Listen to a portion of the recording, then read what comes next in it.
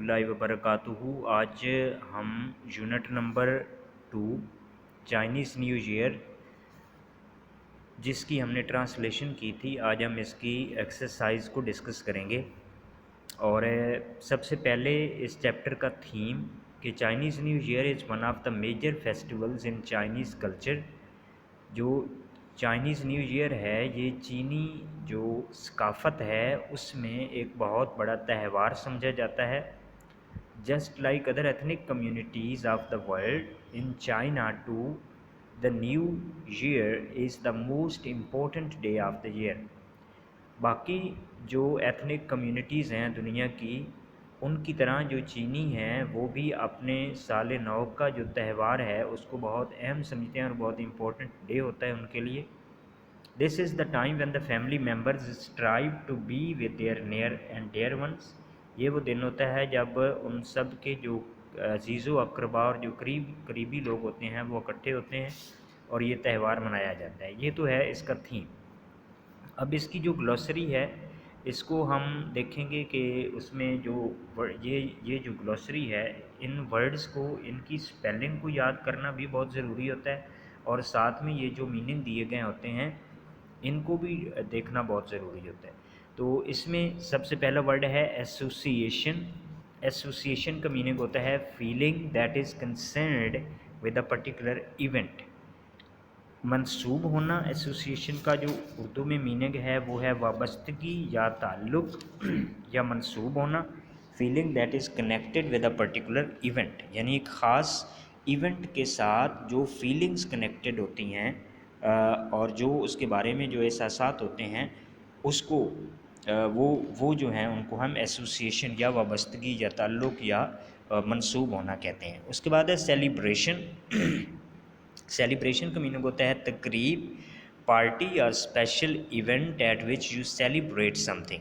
कोई पार्टी या कोई स्पेशल इवेंट जहाँ पर आप किसी चीज़ को मनाते हैं, सेलिब्रेशन उसको कहते हैं, तकरीब।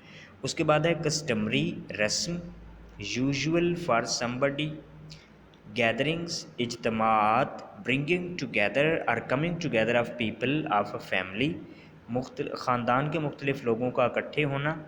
उसके बाद है ल्यूनर, कमरी या चाँद का, और इसका मीनिंग है relating to the noon, relating to the moon. Partake mean होता है शिरकत करना, टेक अ पार्ट और शेयर इन। रेसिपिएंट का मीनिंग है वसूल करने वाला, रिसीवर, बेनिफिशरी। उसके बाद है री इन्वेगोरेट, ताज़ा दम करना, स्ट्रेंथन। सिम्बलाइज, अलामत होना, to represent something by means of a symbol. Next जो वर्ड है वो है ट्रेड्स। ट्रेड्स का मीनिंग होता है करेक्टरिस्टिक्स, करेक्टरिस्टिक्स या खूबियाँ। ठीक है, ये हमारे जो हैं ये ग्लॉसरी के वर्ड्स हैं। उसके बाद जो नेक्स्ट है वो है वोकैबुलरी।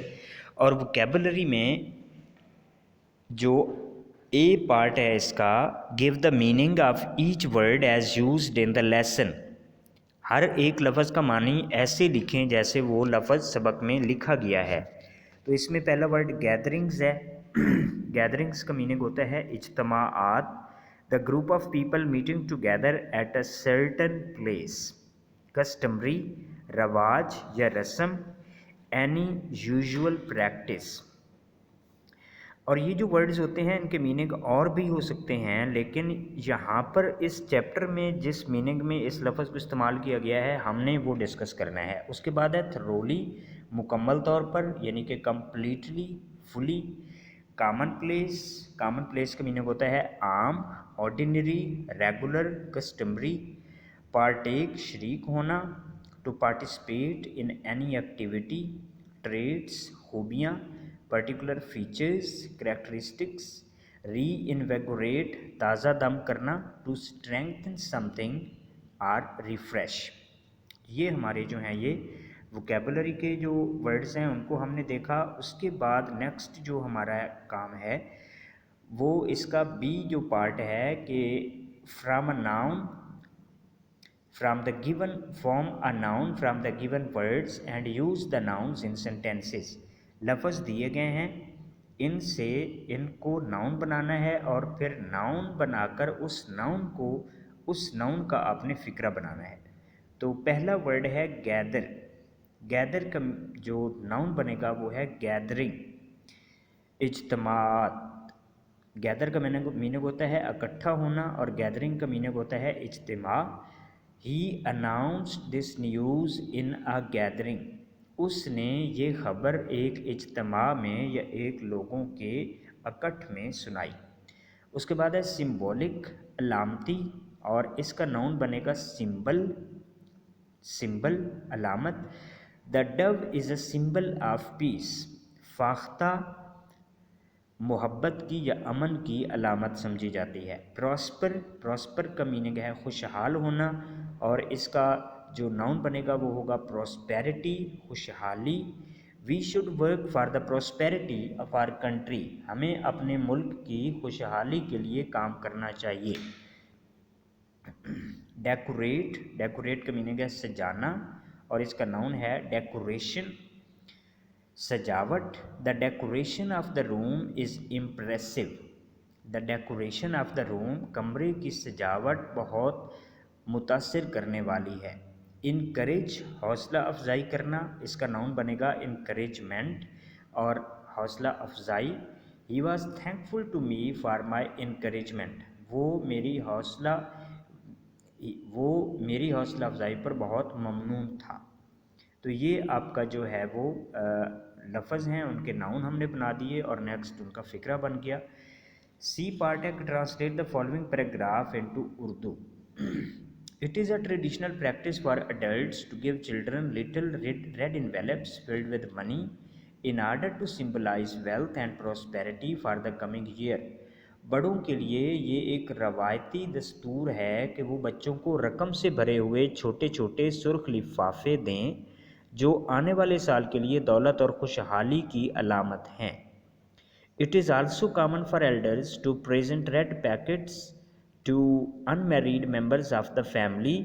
बुज़ुर्गों के लिए ख़ानदान के गैर शादीशुदा अफराद को सुर्ख पैकेट पेश करना भी एक मामूल है। Envelopes are not to be opened until the recipient has left the home of the giver. लिफाफे तब तक नहीं खोले जाते जब तक लिफाफा लेने वाला देने वाले के घर से रवाना नहीं हो जाता। उसके बाद है रीडिंग कम्प्रीहेंशन और इसमें analysis of pattern of text organization, जो मतन की तरतीब है उनके नमूनों का जायज़ा लेना होता है, जिसमें choose the correct option. Chinese new year falls somewhere. Chinese new year आता है on January 21, on February 20, between January 21 and February 20। तो इसका जो सी ऑप्शन है वो ठीक है कि जो बिटवीन जनवरी 21 एंड फेबररी 20, तो ये सी ऑप्शन इसका ठीक है। उसके बाद है पैराग्राफ 1 गिव्स। जो पैराग्राफ 1 है वो देता है किसकी डिटेल्स देता है? जनरल डिटेल्स ऑफ फेस्टिवल्स, जो त्यौहार हैं उनकी जनरल डिटेल्स देता है। Specific details of Chinese new year, Chinese new year की जो स्पेसिफिक डिटेल्स हैं, ख़ास जो मखसूस उसके बारे में मालूमात हैं वो देता है। या general details of new year celebration, जो न्यू ईयर सेलिब्रेशन है उसकी जो अमूमी जो डिटेल्स है वो देता है। तो इसका ऑप्शन जो बी है वो ठीक है कि स्पेसिफिक डिटेल्स ऑफ जो चाइनीज़ न्यू ईयर है उसके बारे में हमें ये बताता है। ये सेकंड पैराग्राफ जो है वो है। उसके बाद नेक्स्ट है it is customary for families to thoroughly clean their houses. ये रवाज है ख़ानदानों के लिए अपने घरों को मुकम्मल तौर पर साफ़ करना। कब? Before the first day of the new year, नए साल के पहले दिन से पहले। On the first day of the new year, नए साल के पहले दिन। On the second day of the new year, नए साल के दूसरे दिन। तो इसका ऑप्शन जो ए है वो ठीक है कि नए साल के पहले दिन से पहले। तो ए जो ऑप्शन है ये इसका ठीक ऑप्शन है। उसके बाद है hanging up science and posters on doors and Windows means. Posters और साइंस को डोर्स और विंडोज़ पर लगाना, ये क्या समझा जाता है? Love and sincerity, care and affection, luck and happiness. तो इसका जो ऑप्शन है वो है ये 4, जो सी ऑप्शन है ये है कि लक एंड हैप्पीनेस, यानी कि इसको मुकद्दर और खुशी की अलामत समझा जाता है, उनकी अलामतों के तौर पर उनको लगाया जाता है। Envelopes are not to be opened until, envelopes को खोला नहीं जाता जब तक, अब यह आपने देखा, the recipient has left the home of the giver, जब तक वो सिविल कुनिंदा देने वाले के घर से चला ना जाए उस वक़्त तक इनको नहीं खोला जाता। तो ये ऑप्शन बी जो है ये इसका ठीक ऑप्शन है। उसके बाद next, answer the following questions, यानी कि सवालों के जवाब देने हैं। और ये जो हमारा क्वेश्चन का यानी जो टेक्स्ट क्वेश्चन है वो भी, और जो हमारे एक्सरसाइज के क्वेश्चन हैं वो भी, इनको अब हम डिस्कस करेंगे। उसके बाद फिर नेक्स्ट जो हमारी एक्सरसाइज है उसकी तरफ हम आएंगे। तो इसमें हमारे पास जो क्वेश्चन हैं, सबसे पहले हम जो टेक्स्ट क्वेश्चन हैं उनको देखेंगे, और उसके बाद फिर हम जो एक्सरसाइज के क्वेश्चन हैं उनको देखेंगे। तो टेक्स्ट क्वेश्चन में सबसे पहले, अब ये जो जो क्वेश्चन मैं आपको बता रहा हूँ ये हैं टेक्स्ट वाले जो क्वेश्चन हैं वो, ठीक है। तो अब इसमें पहला जो क्वेश्चन है कि why is Chinese new year never on the same day each year, चीनी साल नौ हर साल एक ही दिन क्यों नहीं आता। The Chinese new year is never on the same day each year because they still use the lunar calendar to determine traditional holidays. China का साल नौ हर साल कभी एक दिन नहीं आता क्योंकि वो लोग अब भी अपनी रवायती छुट्टियों के तयन के लिए कमरी कैलेंडर का इस्तेमाल करते हैं। उसके बाद दूसरा क्वेश्चन कि what is Chinese belief about cleaning houses before the new year day, साल नौ वाले दिन से पहले घरों की सफाई के बारे चीनियों का क्या अकीदा है। The Chinese believe that cleaning the house prior to the first day of the new year will clear out any bad luck from the previous year and make the house ready to accept good luck for the coming year। उनका ये, चीनियों का ये ख्याल है कि साल नौ से पहले वाले दिन घर की सफाई करने से पिछले साल की नहुस्तें टल जाएंगी और घर आने वाले साल की खुशबख्ती के लिए तैयार हो जाएगा। Question number 3, why does the dinner consist of 8 और 9 डिशेस, ज़ियाफ़त 8 या 9 खानों पर क्यों मुश्तमिल होती है। तो इसका जो आंसर है वो है the dinner given on the eve of the Chinese new year consist of 8 और 9 dishes because in Chinese language the word 8 means prosperity and the word 9 means long lasting. साल नौ के मौके पर दी जाने वाली ज़ियाफ़त 8 या 9 खानों पर मुश्तमिल होती है क्योंकि चीनी ज़बान में लफ्ज़ 8 का मतलब खुशहाली और लफ्ज़ 9 का मतलब हमेशा के हैं। उसके बाद है, इस Chinese belief about people having character traits of animals affect are an opinion, चीनियों का ये मानना कि इंसानों में जानवरों की खूबियाँ मौजूद होती हैं हकीकत है ये महज एक राय है। The Chinese belief about people having character traits of animals is just an opinion, not a fact। चीनियों का ये मानना कि इंसानों में जानवरों की खूबियाँ मौजूद होती हैं ये एक राय है, ये हकीकत नहीं है। उसके बाद जो क्वेश्चन हैं ये हमारे क्वेश्चन जो हैं ये एक्सरसाइज वाले क्वेश्चन हैं और अब इनको हम डिस्कस करेंगे। तो एक्सरसाइज वाले क्वेश्चन जो है इसमें सबसे पहले क्वेश्चन है कि when does Chinese new year start, चीनी साल नौ कब शुरू होता है। Chinese new year start somewhere between January 21 and February 20। चीनियों का साल नौ 21 जनवरी से 20 फरवरी के दरमियान में आता है। उसके बाद है, why do Chinese families do through cleaning of their houses before new year day, चीनी ख़ानदान साल नौ से पहले घरों की मुकम्मल सफाई क्यों करते हैं। दी चाइनीज़ फैमिलीज़ बिलीव, चीनियों का ये ख्याल है that cleaning the house prior to the first day of the new year will clear out any bad luck from the previous year, कि साल नौ से पहले वाले दिन घर की सफाई पिछले साल की नहुस्तों को टाल देगी।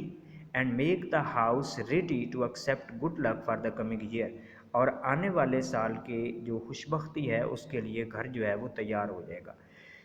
Which colour is not allowed and which colour is encourage on Chinese new year, चीनी साल नौ के मौके पर किस रंग की इजाज़त नहीं होती और किस रंग की हौसला अफजाई की जाती है।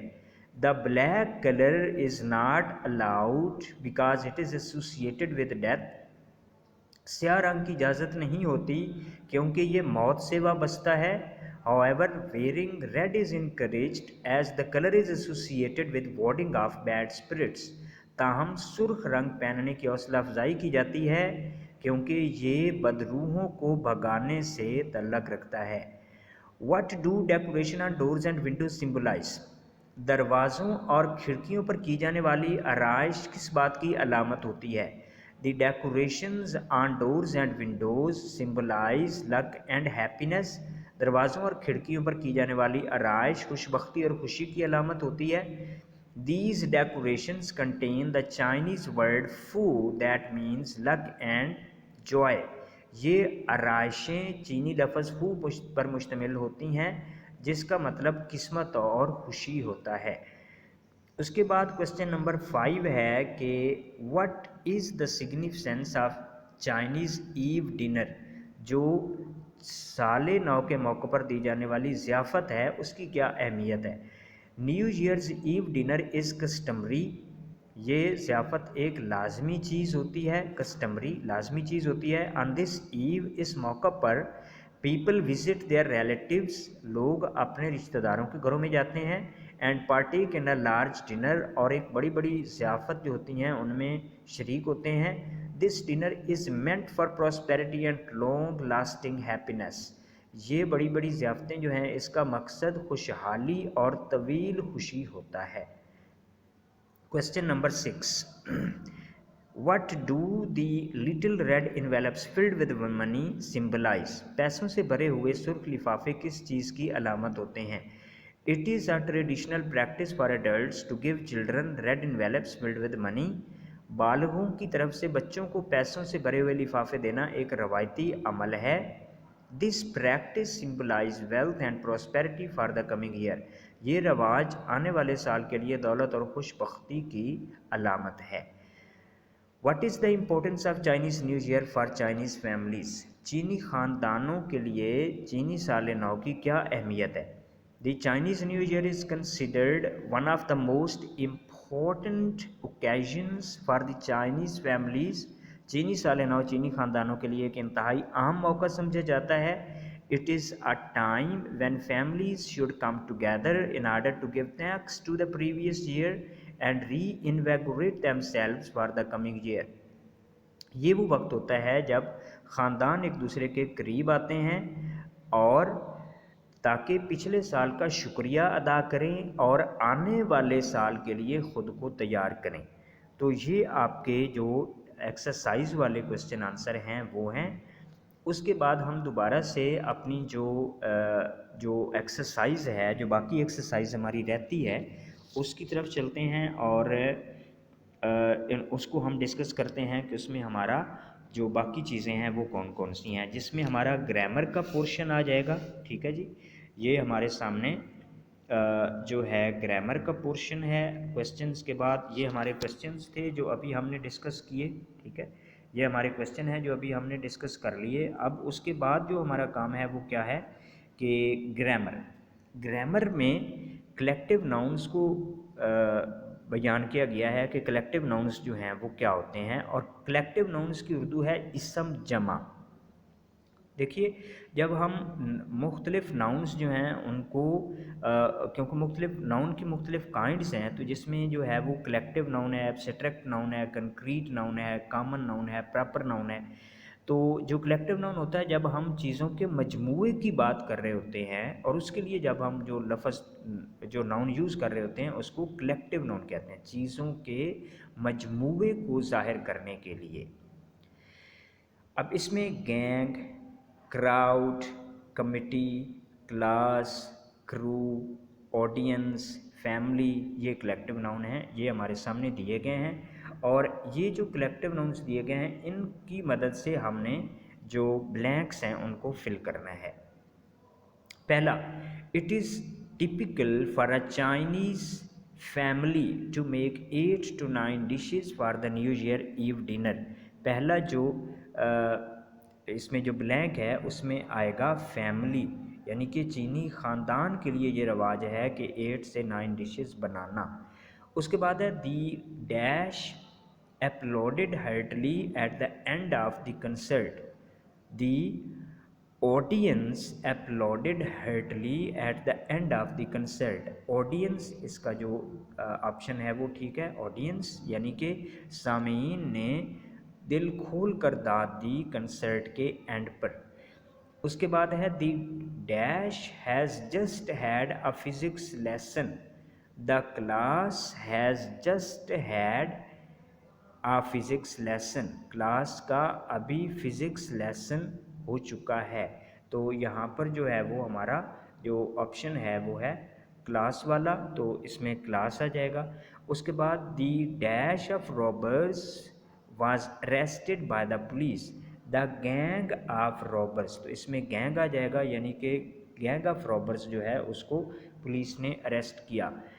उसके बाद 5, a dash of people gathered at the accident site. A crowd of people gathered at the accident site, इसमें क्राउड आ जाएगा। उसके बाद 6 है the dash took many important decisions at its monthly meeting. The committee took many important decisions at its monthly meeting. Committee ने अपनी monthly meeting में बहुत अहम फैसले किए। The dash of Pakistan air force looked smart in their uniform. The crew of Pakistan air force looked smart in their uniform. तो यहाँ पर जो है वो क्रू आ जाएगा कि जो पाकिस्तान एयरफोर्स का क्रू है, जो अमला है, वो यूनिफॉर्म में बहुत स्मार्ट नज़र आता है। अच्छा, उसके बाद नेक्स्ट है यूज़ ऑफ मस्ट और मस्ट नॉट। अब ये जो यूज़ ऑफ मस्ट और मस्ट नॉट है, पहले तो ये समझे कि मस्ट है क्या। मस्ट जो है ये मॉडल वर्ब्स है, जिसको हम पहले भी कई बार डिस्कस कर चुके हैं। और may, might, can, could, must, should, ये वाले जो हैं ये वर्ड ये मॉडल वर्ब्स कहलाते हैं। इसमें स्ट्रॉन्ग ऑब्लिगेशन को ज़ाहिर करने के लिए मस्ट इस्तेमाल होता है और स्ट्रॉन्ग प्रोहिबिशन को ज़ाहिर करने के लिए मस्ट नॉट का इस्तेमाल। यानी कि अगर हम ऐसी चीज़ की बात करें जो बहुत ज़्यादा ज़रूरी हो तो उसके लिए हम मस्ट का इस्तेमाल करेंगे, जैसा कि all cleaning must be finished before new years day, कि तमाम जो सफाई है वो नए दिन के पहले दिन से पहले ख़त्म हो जानी चाहिए। तो मतलब कि वो ख़त्म हो जानी चाहिए, उसके बाद उसके बाकी रहने का सवाल ही पैदा नहीं होता, तो ये इसलिए मस्ट यूज़ हुआ है।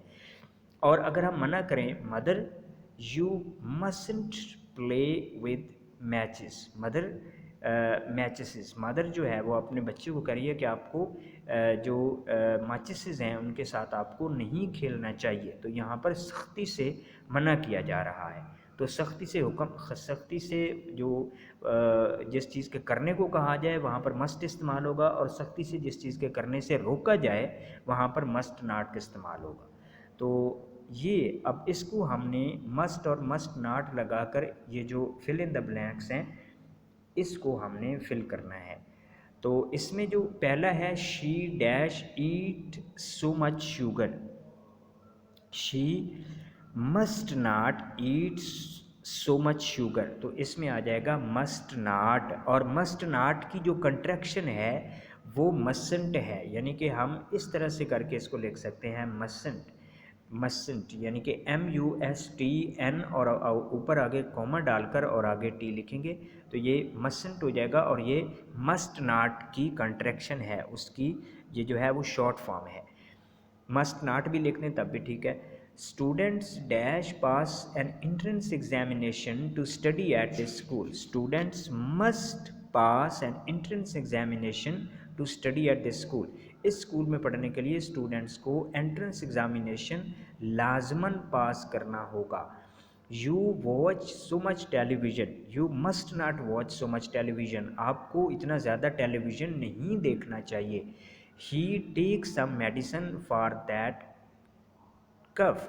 ही must take some medicine for that cough, उसे जो है वो खांसी के लिए दवा लेना चाहिए, यानी कि दवा लाजमन लेना चाहिए। Visitors smoke, visitors must not smoke, visitors को स्मोकिंग नहीं करनी चाहिए, तो यहाँ पर मस्ट नॉट आ जाएगा। Present indefinite and present continuous tenses. उसके बाद जो हमारा ऑप्शन है, जो हमारा काम है, वो है प्रेजेंट इंडेफिनिट और प्रेजेंट कंटिन्यूस का इस्तेमाल। प्रेजेंट इंडेफिनिट फ़ेल हाल मुतलक कहलाता है और इसके अंदर पहली फॉर्म ऑफ वर्ब इस्तेमाल होती है और डू या डज इस्तेमाल होता है फ़िक्रों को अगर नेगेटिव बनाना हो या इंट्रैगेटिव बनाना हो।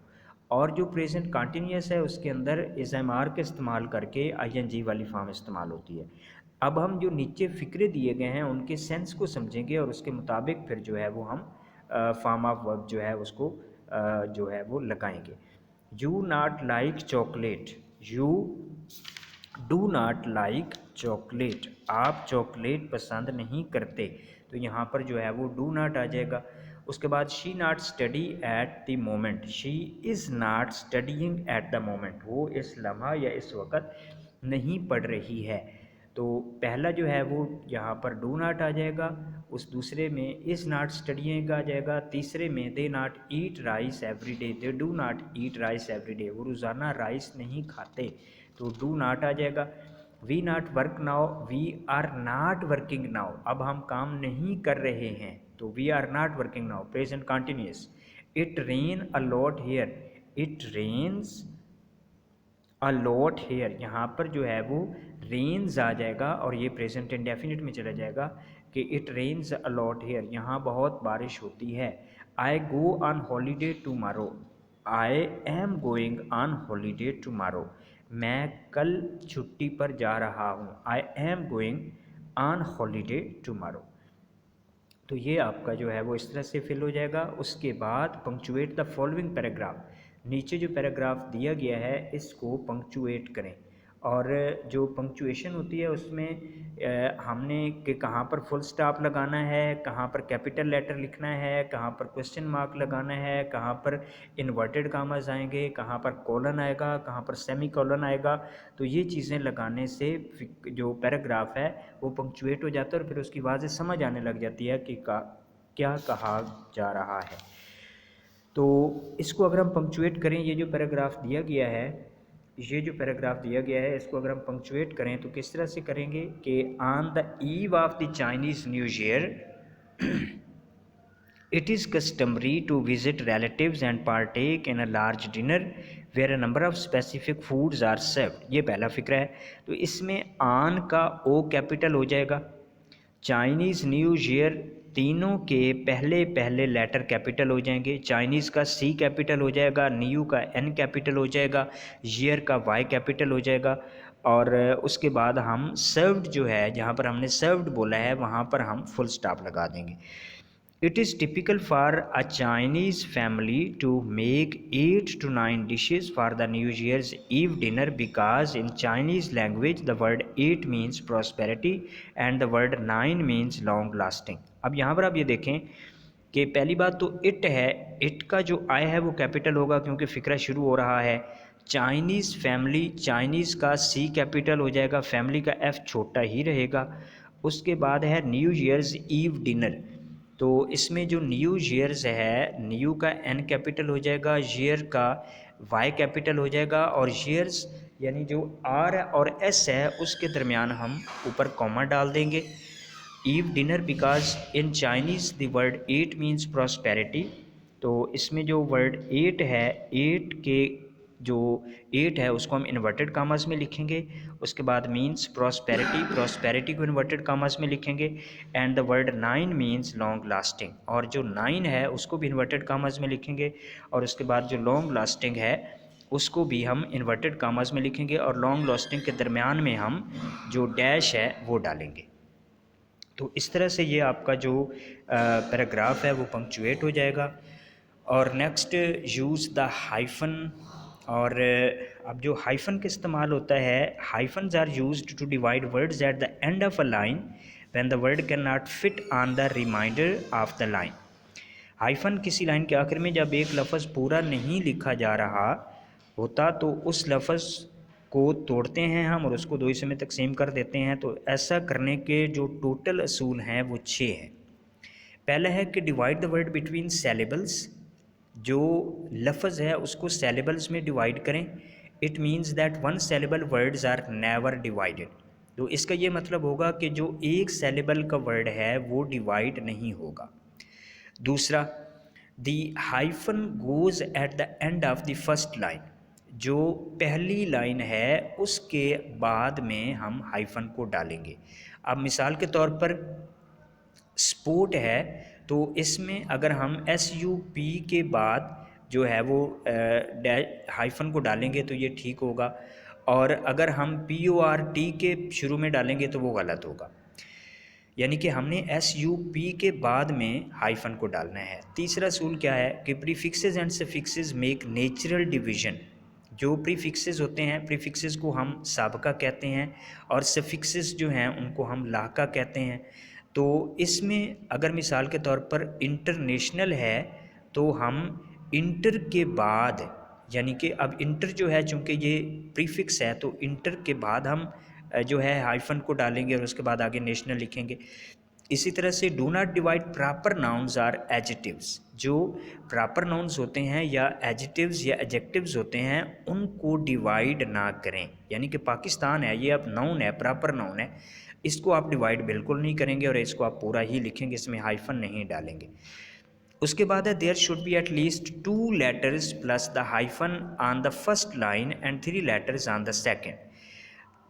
वो ये कह रहे हैं कि 2 लेटर्स जो हैं वो होने चाहिए पहली लाइन में और 3 लेटर जो हैं वो दूसरी लाइन में होने चाहिए। जैसे उन्होंने मिसाल दी सपोजिडली, तो इसमें एस यू पी, उसके बाद हाइफन, उसके बाद पोजिडली। Next, divide hyphenated word using the hyphen already in the word. अब मदर इन लॉ है तो उसमें जो है वो ऑलरेडी हाइफन मौजूद है, यानी मदर के बाद, उसके बाद इन के बाद और उसके बाद लॉ आ जाएगा। नेक्स्ट, ये हमारे जो हैं ये इनको ये रूल्स हैं। और हाइफन लगाने के उसके बाद है ई ऑप्शन के work in groups and mark hyphens as used in your notebooks, make corrections in case you have wrongly used the hyphens. अगर आपने हाइफन्स का गलत इस्तेमाल किया है तो उनको आप ठीक करें। और उसके बाद है look at the sample dictionary page. Next, oral communication skills हैं, form groups and discuss the following. Festivals को डिस्कस करें। राइटिंग स्किल्स की अगर हम बात करें तो अच्छा, जो ओरल कम्युनिकेशन स्किल्स हैं इसमें कुछ एक्सप्रेशंस हैं कि अगर आप रीजंस, अगर आप वजूहात देना चाह रहे हैं तो उसके लिए आप एक्सप्रेशन कौन कौन से इस्तेमाल करेंगे, तो ये 6 से 7 एक्सप्रेशन हैं। पहला, द फैक्ट इज़ दैट, हकीकत ये है। उसके बाद आप बात करेंगे इट इज़ ऑब्वियस दैट, ये वाजे है। उसके बाद आप आगे लिखेंगे वन कैन से दैट, हम कह सकते हैं। There is no doubt that, इसमें कोई शक नहीं है कि। Because of, that is why, after all, ये वाले एक्सप्रेशंस होते हैं जो रीजंस देने के लिए, आप किसी चीज़ की रीजंस दे रहे हैं तो उसके लिए आप ये एक्सप्रेशन इस्तेमाल करते हैं। तो इनको आप याद कर लें। उसके बाद राइटिंग स्किल्स में अगर हम देखें तो इसमें चाइनीज़ न्यू ईयर जो है उसको हम समराइज़ करना है लेसन को, और by arranging the celebration of Chinese new year chronologically, कि पहले आप टाइटल लिखेंगे लेसन का, बिफोर फेस्टिवल क्या होता है, उसके बाद जो है न्यू ईयर्स ईव सेलिब्रेशंस कौन कौन सी होती हैं, फिर फर्स्ट डे जो फेस्टिवल का है वो कैसा होता है, और उसके बाद फिर जो फेस्टिवल की सिग्निफिकेंस है, अहमियत है, वो क्या है। उसके बाद राइट एन ऐसे ऑन आवर कल्चरल फेस्टिवल्स, 220 से लेकर 250 लफ्ज़ों का ऐसे आपने लिखना है, और ये है आवर कल्चरल फेस्टिवल्स, हमारे जो सकाफ़ती त्यौहार हैं उनके बारे में। तो इसका आप जो आउटलाइन है वो इस तरह बनाएंगे कि इंट्रोडक्टरी पैराग्राफ आप लिखेंगे जिसमें आप इंट्रोडक्शन देंगे टॉपिक का। उसके बाद आप पैराग्राफ फॉर की आइडिया 1 एंड स्पोर्ट, पहले आप पैराग्राफ 1 लिखेंगे, उसका की आइडिया लिखेंगे पहली लाइन में, फिर स्पोर्टिंग डिटेल्स आ जाएगी। फिर इसी तरह पैराग्राफ 2 होगा, उसका की आइडिया आ जाएगा, फिर उसकी स्पोर्टिंग डिटेल्स आ जाएंगी। फिर पैराग्राफ नंबर 3 आ जाएगा, उसका की आइडिया, फिर उसकी स्पोर्टिंग डिटेल्स। उसके बाद आप एंड पर जो कंक्लूजन पैराग्राफ है वो लिखेंगे। तो इस तरह से आपकी ये जो एक्सरसाइज है ये कंप्लीट हो जाएगी।